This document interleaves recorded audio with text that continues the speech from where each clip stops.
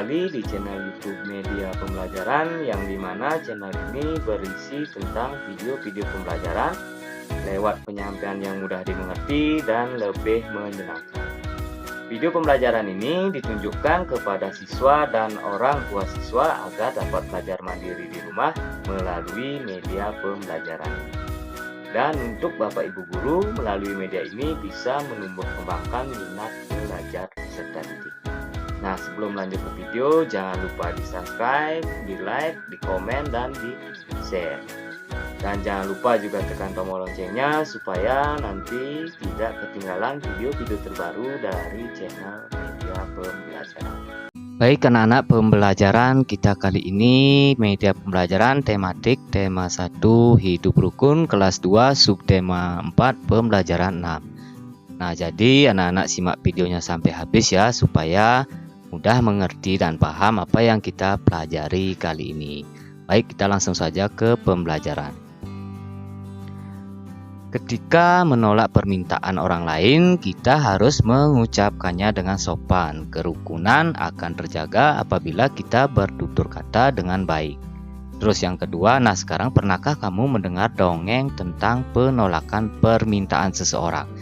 Nah, di pembelajaran kemarin kita sudah pernah belajar tentang kalimat penolakan ya anak-anak.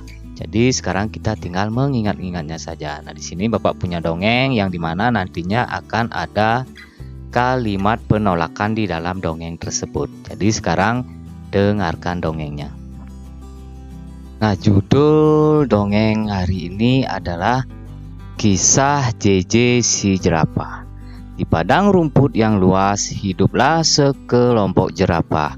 Ada jerapah bernama JJ dan Jojo. JJ bersifat sombong karena merasa tubuhnya paling tinggi.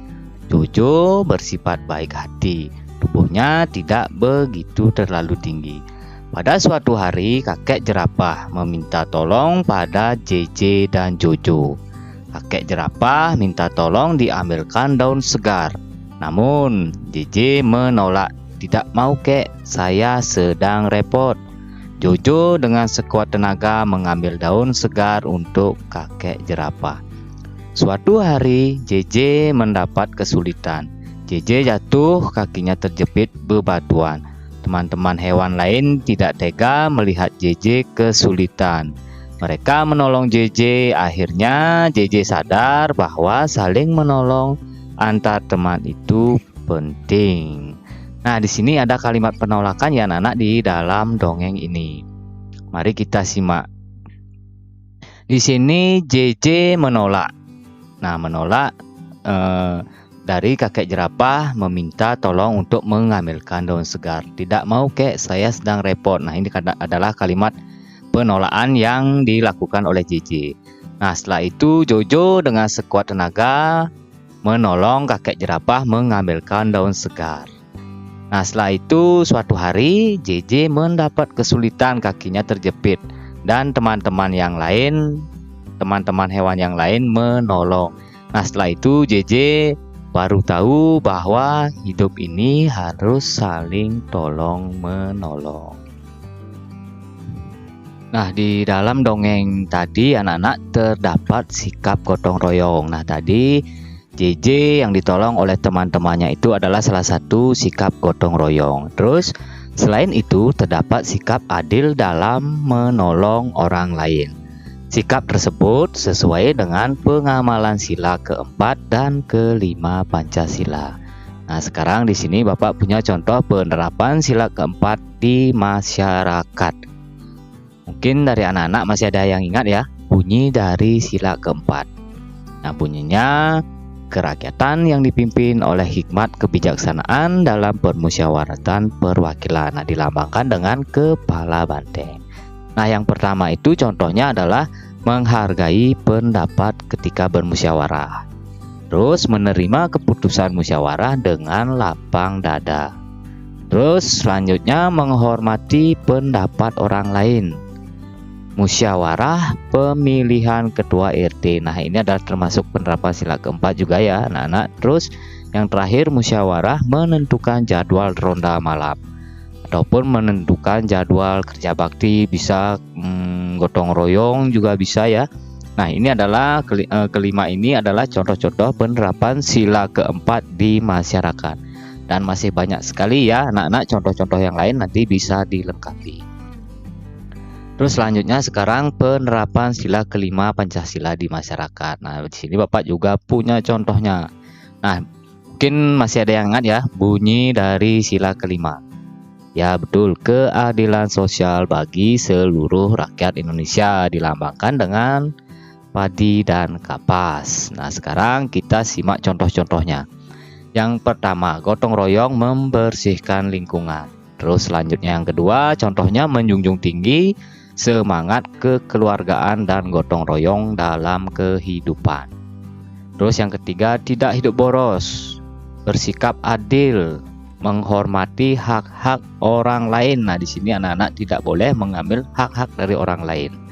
Terus menghargai hasil karya orang lain.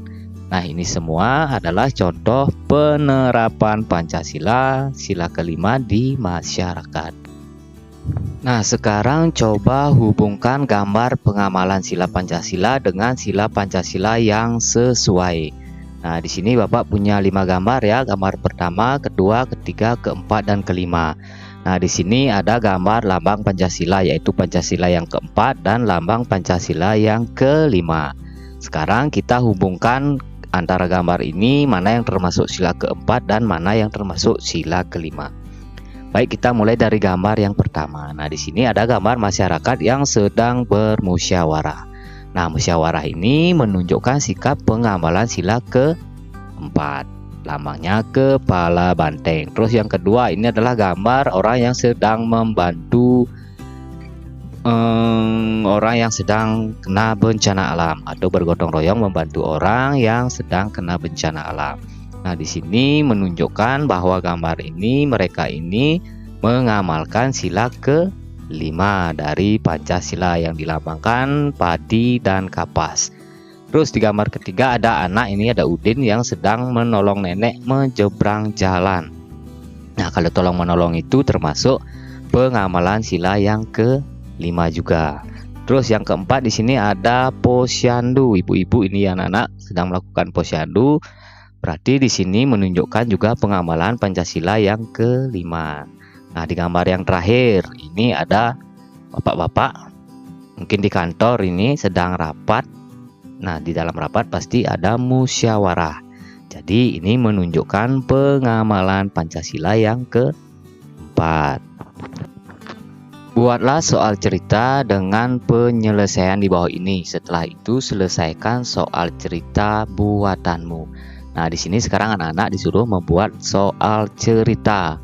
Nah, di sini Bapak punya bilangan 193 ditambah 117 dikurang 200. Nah, tugas kalian sekarang adalah membuat soal cerita dari bilangan ini. Nah, di sini Bapak contohkan ya. Adi memiliki 193 butir kelereng. Lalu ayah membelikan Adi kelereng sebanyak 117. Nah, di sini dibelikan lagi kelereng sebanyak 117. Berarti di sini ada penjumlahan. Nah, setelah itu kelereng tersebut lalu diberikan kepada adiknya. Nah, diberikan di sini berarti ada pengurangan. Berarti cocok ya anak-anak di sini 193 ditambah 117 dikurang kelereng yang diberikan kepada adiknya yaitu 200 butir. Nah, sekarang yang ditanya berapa sisa kelereng adik. Nah, sekarang kita selesaikan bersama-sama. Kita tambahkan dulu ya. 193 dan 117. Baik, ingat kita tambahkan dari belakang. Kita kelompokkan dulu satuan dengan satuan, puluhan dengan puluhan, ratusan dengan ratusan. Nah, setelah itu baru kita jumlahkan. 3 ditambah 7 sama dengan 10. Berarti kita tulis 0, simpan 1. Nah, setelah itu 1 ditambah 9 sama dengan 10 ditambah 1 sama dengan 11. Satuannya kita tulis di bawah, puluhannya kita simpan di atas. Sekarang 1 ditambah 1 ditambah 1 sama dengan 3. Jadi 193 ditambah 117 sama dengan 310. Nah, sekarang baru kita akan melakukan pengurangan. 310 ini jumlah kelereng semuanya akan dikurangi dengan jumlah kelereng yang diberikan kepada adiknya.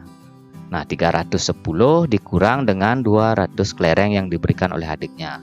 0 dikurang 0 sama dengan 0. 1 dikurang 0 sama dengan 1. 3 dikurang 2 sama dengan 1. Nah, jadi sisa kelereng Adi ada 110. Nah, di sini sekarang Bapak punya soal lagi. Di sini Bapak punya bilangan 256 ditambah 244 dikurang 359.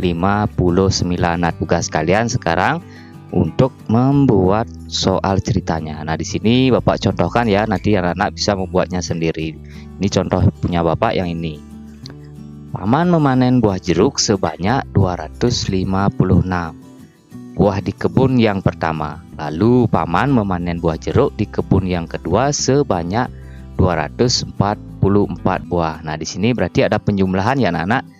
Di kebun yang pertama memanen 256 dan di kebun yang kedua memanen 244. Jadi ada penjumlahan. Nah, berarti kalimat matematikanya 256 ditambah 244.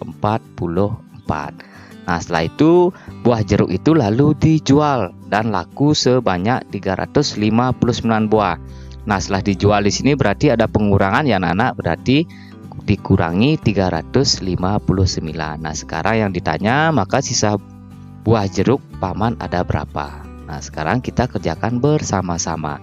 Kita kerjakan yang di depan dulu ya, kita jumlahkan dulu antara buah jeruk di kebun pertama dan jeruk di kebun yang kedua. Nah, di kebun yang pertama ada 256 dan di kebun yang kedua ada 244. Jadi kita akan jumlahkan.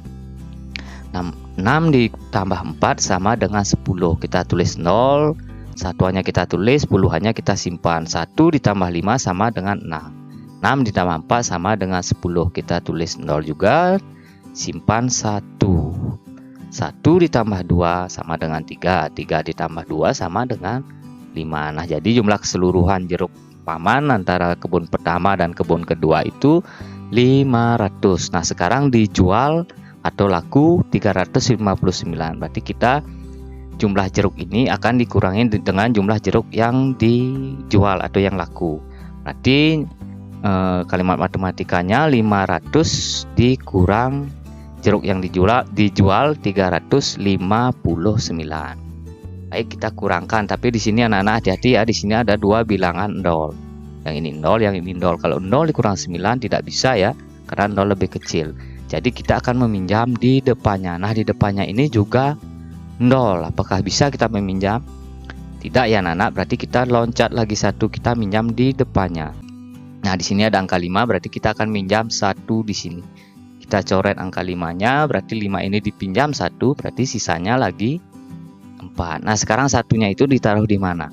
Nah, ditaruh di tengah ya anak-anak, di depan angka 0 yang di tengah ini. Nah, jadi nilainya ini akan berubah menjadi 10. Baru sekarang 0 satuan ini meminjam di depannya. Berarti kita coret angka 10 ini, dipinjam 1, berarti sisanya 10 dipinjam 1, berarti sisanya ada 9. Nah, sekarang 1 ini hasil pinjamannya ditaruh di depan angka 0 satuan ini. Nah, maka nilai ini akan menjadi 10. Baru bisa kita kurangkan. 10 dikurang 9 sama dengan 1. 9 dikurang 5 sama dengan 4. Nah, ini sisanya lagi 4. 4 dikurang 3 sama dengan 1. Nah,